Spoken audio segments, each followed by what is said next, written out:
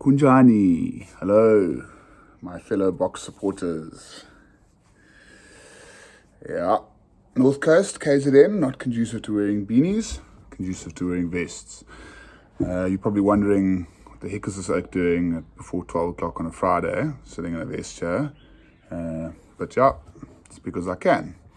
Anyway, so moving on swiftly, looking ahead to the big game tomorrow. A lot of excitement, obviously, excitement's brewing, as it was for the first test against the All Blacks. And what an incredible experience it was to be at that stadium in Mbombela. It was just buzzing, it was heaving. The atmosphere was extraordinary, and it was just such a celebration, to be honest. I mean, obviously the result went our way and we're grateful for that. It wouldn't have been quite the same if it hadn't. But even leaving that aside, it was just absolutely epic for everyone to be together and enjoying each other's company and the Springboks and all the rest of it. So big shout out to Stomps for getting that one right. It was epic. Okay, cool. So looking ahead to the game this weekend, I'm going to try and keep it fairly brief, as I always do. I've got a bit of chaos inside me. I'm feeling quite a buzz for various reasons, which I'll go into a little bit later. But let's just look at the technical aspects of the game from last week. And I'm actually quite keen to start off with what I thought the All Blacks did quite well, to be honest. So, and this kind of draws closer to what you've heard from some of the coaching, the All Blacks coaching staff, in terms of they think it was, Foster saying it was their best performance of the year. I mean, okay, I'm not so sure about that, but obviously in terms of the improvements in their game, and they're saying, I don't know, there are a few pieces away from completing the puzzle. Again, I don't agree with that, but yeah, anyway. So just looking at what they did well. Sorry, I know I'm jumping around a bit. Look, their maul defense was exceptional. It was really interesting to see that they didn't give away one more penalty, and kind of interesting tactic as well. So they are aware that obviously the Springbok maul gives us a lot of momentum and stuff, and it helps a lot.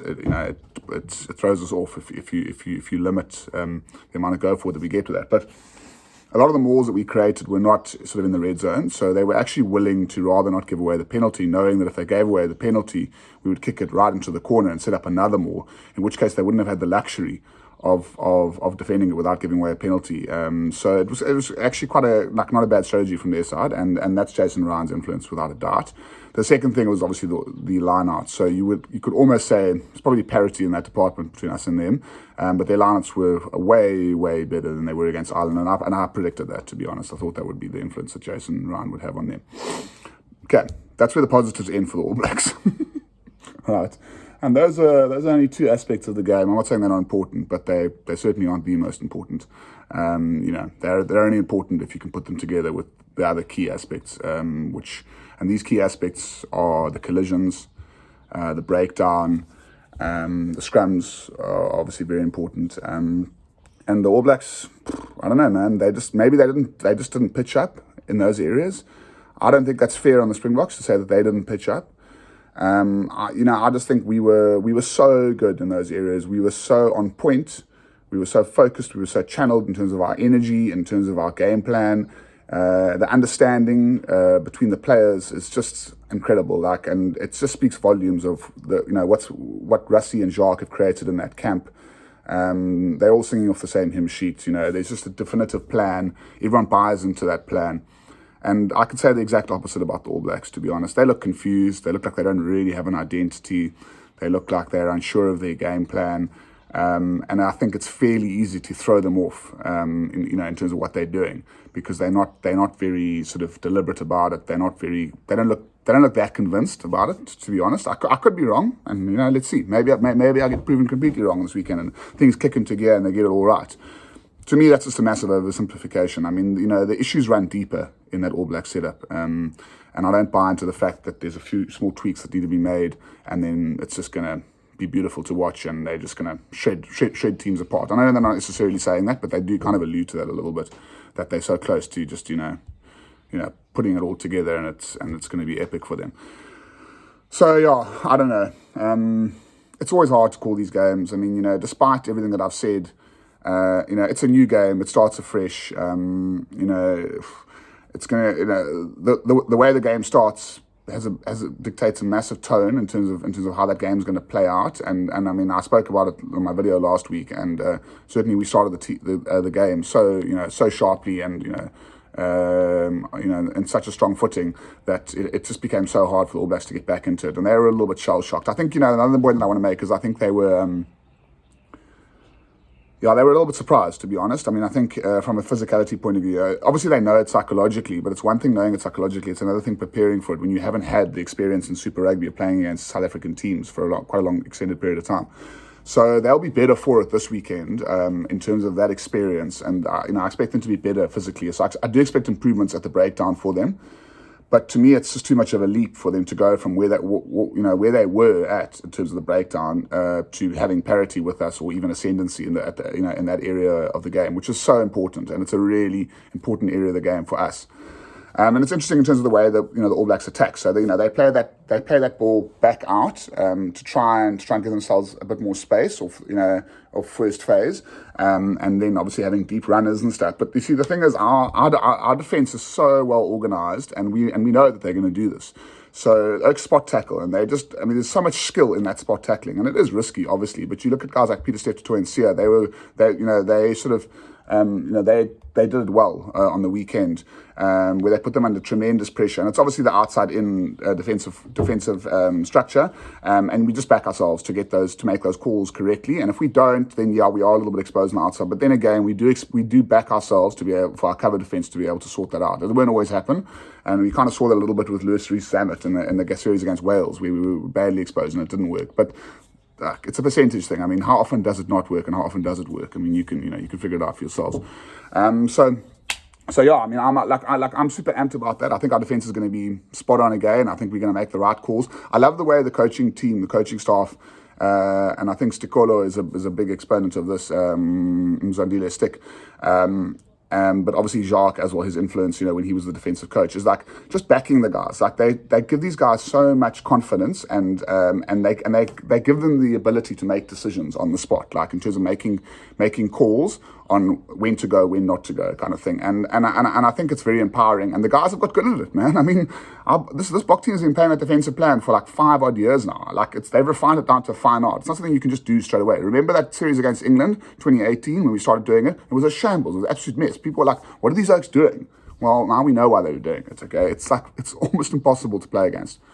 Okay, on that note, interesting change from the All Blacks with Richie Mo'unga coming in at 10.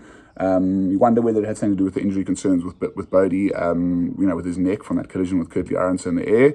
I don't think it does, because he's on the bench. So if he was injured, he wouldn't be on the bench. But it could have played a bit of a role. But I think that was always the intention, was to bring Richie in at 10, and he'll bring something different to the All Blacks. So I mean, a player that I highly, highly rate. He's an incredible athlete, and don't be surprised if he has a barnstorming game on Saturday. I mean, I don't want to predict anything negative against the Boks. It's not that at all. But I think it is going to be a good contest, this game, and I think Richie Mo'unga will bring something different.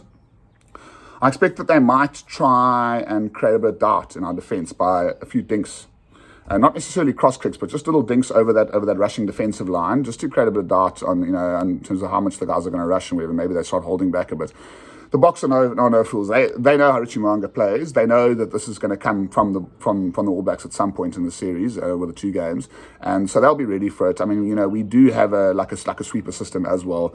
Generally, Faf de Klerk does that quite well, but I mean, Jaden Hendrikse, I think, will be will ably deputise in that facet of the game. And by the way, Jaden Hendrikse had an incredible game. I mean, he's extremely highly rated, and one of his biggest backers is Friede Prier, and probably I don't need to say anything more than that. Okay, the guy is a class act, right?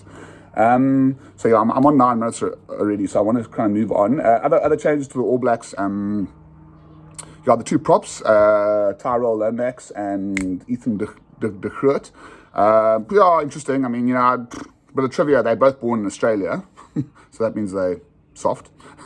But basically, I mean, they're obviously good players. To me, it's not neither here nor there who comes in for the All Blacks. I mean, I think a problem for them is that these guys are quite inexperienced. I think you've got 20 test caps between the 2 of them.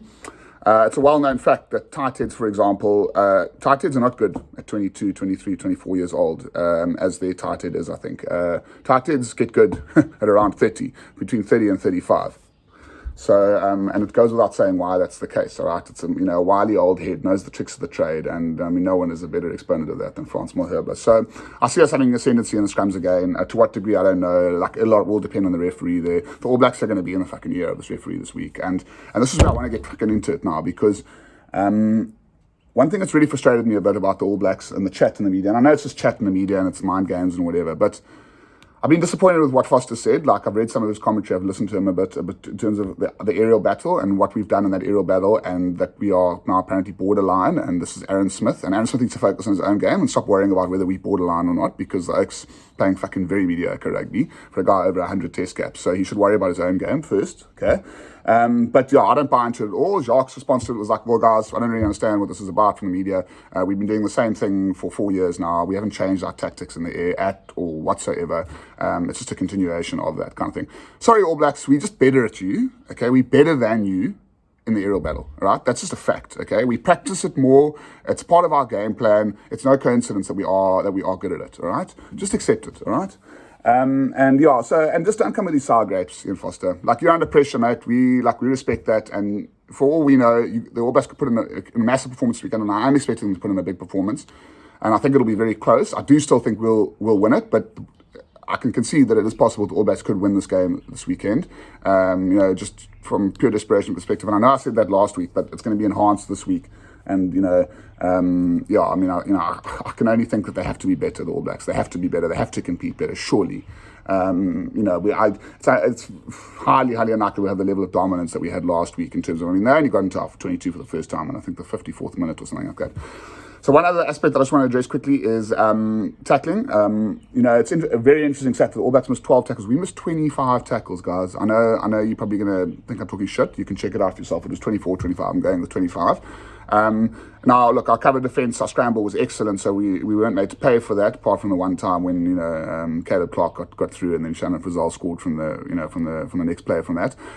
But we need to be better than that. Okay, we can't miss another 25 tackles. We will lose the test if that happens. I'm pretty sure of that.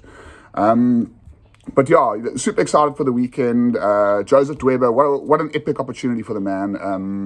I rate him highly, and it also plays into the fact that, like, smart call by the management to get him in on starting that testing as well. I know he started a few tests before, but that's the most recent one, and he would have been coming a little bit out cold in terms of from a starting perspective if he hadn't played in that game. So same thing as Curtly Aaron. So Jesse Creel, I don't expect him to do anything amazing, but I don't expect him to do anything terrific either, to be honest. So I think he's solid. He's physically strong. He'll match up nicely with Caleb Clark. There'll be a better contest physically between him than there was with Curtly, where Curtly, he did very well and he was very brave, but he didn't have the physicality in him. He's a smaller guy, right?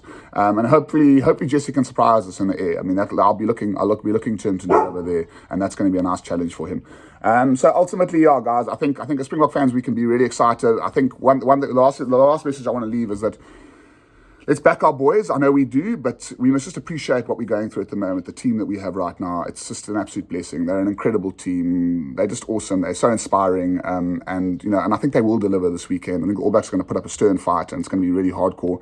But I think particularly last 20 minutes, when our bomb squad comes on and unloads on them, I don't think the All Blacks are going to be able to live with that. Ultimately, what we need to do is we just need to dominate physically like we normally do. We need to take them into the trenches. We need to take them into a dark, dark place. A place that they want to fucking get out of. That's what we need to do, all right? So they want to get onto that first bloody flight back to Eden Park and just be done with this. All right, that's the aim. That's the goal here. Cool, guys. Well, awesome. I hope you all have a fantastic weekend. I've got to actually, once I've squashed this beer for Gears, it's not coming out too good because of these lemons, then I am packing a little bag and getting on a little jet plane to Joburg because I happen to be going to Ellis Park. It was a last-minute call 3 days ago. Opportunity arose, and I was just like, shit, I can't turn this one down, it's YOLO. So yeah, I'm grateful that I'm in a position to be able to do that. And yeah, man, here's a Corona for the Boca. All right, boys and girls, have a great weekend. Ciao.